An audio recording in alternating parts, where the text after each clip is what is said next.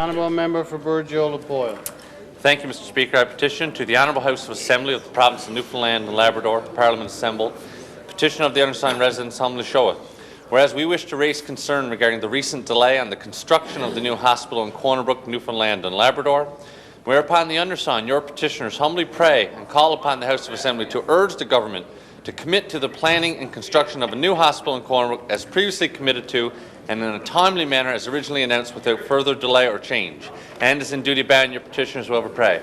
Now, Mr. Speaker, this is an issue that affects many people in this House and the constituents in which we represent, and it's quite unfortunate that the turn that this process has taken.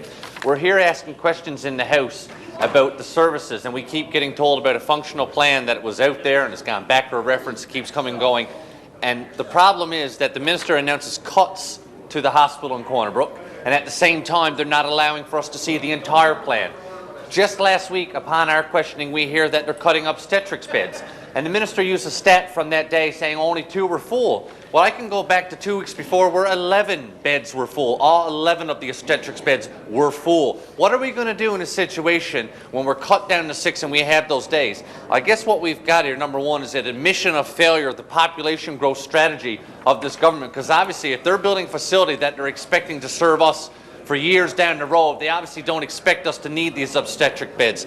We're already hearing word that the ultrasound units are going to be cut. So I think it's fair that the people of the west coast of this province have full access to the entire functional report that this government is quoting from to make the cuts. They're saying that there's going to be discussion. Well, I doubt that very much. I've been to the Premier Summit, so I can guarantee you there's certainly no room for discussion right there. All you get the chance to do is to click on a button. We deserve full opportunity, and I'm talking about everywhere on the West Coast. We're all relying on this service. I could get to the fact that you've got to travel 3 hours to have a baby if you live on the southwest coast of this province.